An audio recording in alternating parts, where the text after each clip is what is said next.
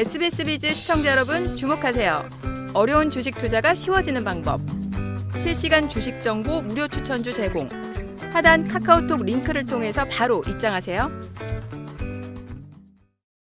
주식 고수의 반열에 올라라. 당신을 주식 고수로 만들어드리는 필살기. 고수 외전. 네, 필살기 고수회전의 두 고수님들을 소개합니다. 주식사부 안사부 안인환 고수님과 수익사냥꾼 김호영 고수님이 함께합니다. 어서 오세요. 반갑습니다.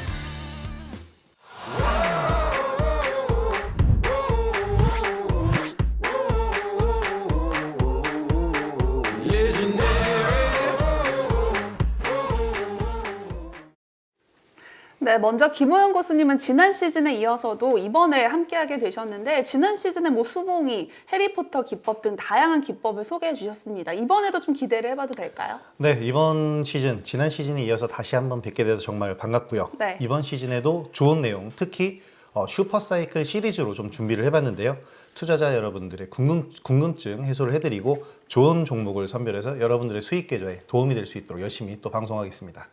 네, 그리고 안인환 고수님 오랜만에 고수회전에 출연해 주셨습니다. 각오한 말씀 들어볼까요? 학이 시습지면 불역을호하라. 배우고 익히면 그 또한 즐겁지 아니한가. 그러니까 주식에서만큼 공부로 돈을 벌 수 있는 과목은 없는 것 같아요. 이번 시즌은 안사부가 공부를 단단히 시켜주도록 하겠습니다. 네, 두 고수님의 활약 기대해 보도록 하겠습니다. 자, 본격적으로 시작하기 앞서서 시장 얘기를 좀 해보려고 하는데 김호영 고수님 요즘에 시장 상황 어떻게 흘러가는 것 같으세요? 시장 상황 지금 녹록치 않은 상황인 건 다들 알고 계실 것 같은데 네. 사실 상반기 글로벌 증시는 항상 신고가를 내고 있었지만 우리 증시는 그러지 못했단 말이에요. 미 증시는 가파른 상승을 보였는데 기대했던 금리 인하 효과는 전혀 없었고 오히려 기술 기업들의 강세가 좀 이어졌습니다. 바로 실적을 기반으로 했는데 지난 6월 말에는 반기 말 특징으로 인해서 차익 실현이 어느 정도 좀 나왔죠. 그러면 조정이 좀 나왔지만 3분기 초 미 증시도 다시 달리고 있고요. 우리 증시도 다시 한번 힘을 내고 있는 그런 상황입니다. 지금 이제 삼성전자의 호실적으로 인해서 기술 기업들의 강세 흐름 이런 식으로 앞으로도 계속해서 종목 장세가 어느 정도는 진행될 것으로 예상합니다. 네, 그렇다면 안인환 고수님께서는 요즘 시장 어떻게 보고 계신가요? 올해 2024년도를 보면 기관은 저가 종목들을 좀 사고요. 저가주 중에서도 실적 좋은 금융, 화장품, 조선 이렇게 사고 있고 외국인은 올해 내내 열심히 사고 있는 게 바로 반도체입니다. 오늘 여러분들한테 조금 있다가 종목 돋보기 시간에 반도체 실적완 탑3 공개해 드리도록 하겠습니다. 네, 안인환 고수님 반도체 실적왕 탑3 공개해 주신다고 하니까 기대가 되는데 자, 김호영 고수님 그렇다면 요즘에 어떤 쪽을 좀 눈여겨보시나요?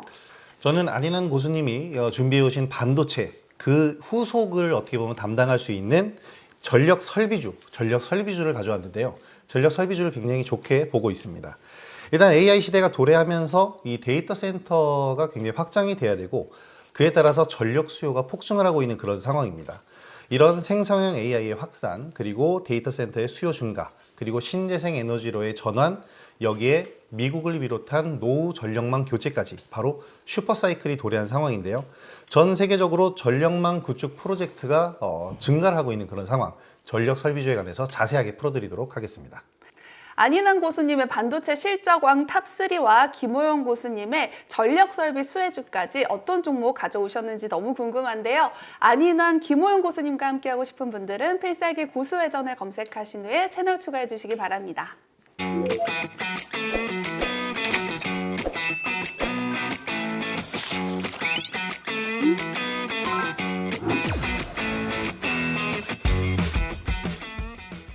투자자들은 눈 크게 뜨고 귀 쫑긋 세우세요.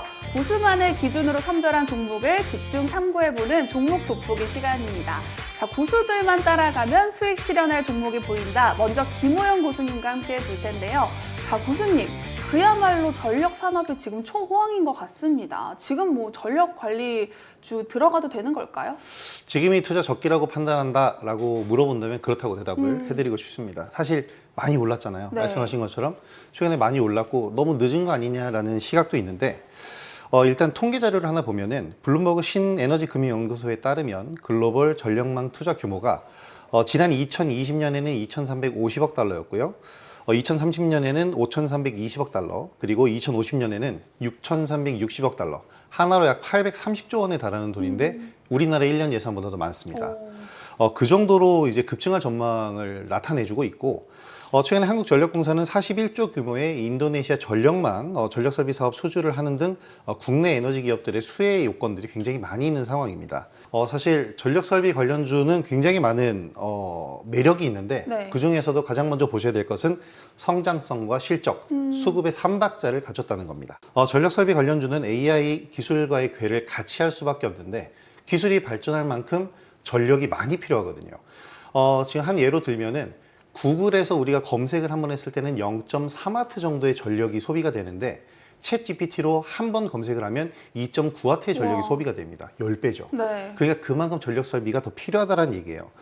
근데 이 AI를 제외하더라도 사실 전력 설비 관련주들은 올해 굉장히 호황을 맞이할 이유가 있었습니다. 바로 북미 지역의 전력 설비의 슈퍼사이클이 도래하는 시기였기 때문인데요. 여기에서 AI가 부스터 역할을 해준 거죠. 그러면서 AI 데이터 센터의 확충으로 전력 수요량이 급증을 했고 이는 실적에 직접적으로 영향을 줄 거고요. 여기에 최근에는 메이저 수급, 특히 연기금까지 들어오면서 수급도 탄탄한 흐름입니다. 네, AI 시대의 새로운 투자처가 될 전력설비 수혜주. 그렇다면 김호용 고수님이 가져오신 첫 번째 종목은 어떤 걸까요? 바로 HD 현대일렉트로닉입니다. 오.